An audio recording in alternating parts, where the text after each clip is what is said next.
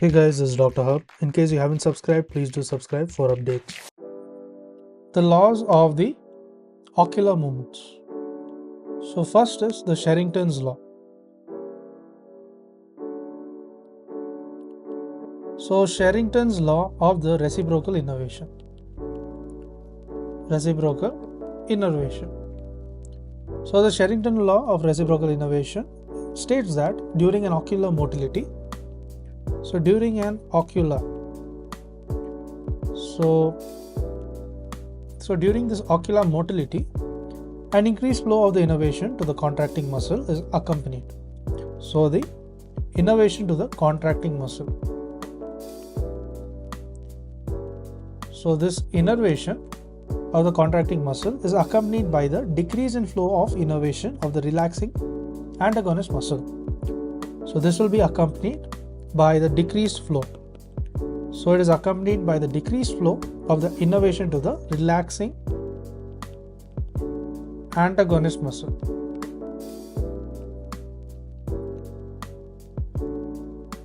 So to repeat, the ocular motility of the continued muscle, it increases, of the contracting muscle it increases, and on the other hand it decreases the flow to the relaxing antagonist muscles. Next we move on to the Sherrington's law of equal innervation.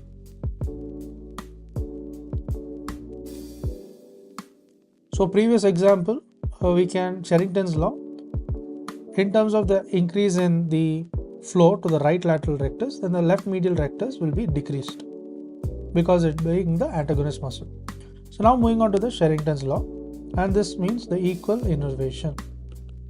So this Sherrington's law of equal innervation, according to this law, the equal and simultaneous innervation flows from the brain to the contralateral synergist. So there is an equal and simultaneous innervation. There is equal as well as the simultaneous innervation flow from the brain to the contralateral synergist. Contralateral synergist and the contralateral antagonist. So for example, when you converge, so on the convergence, both the medial recti, so they get equal innervation.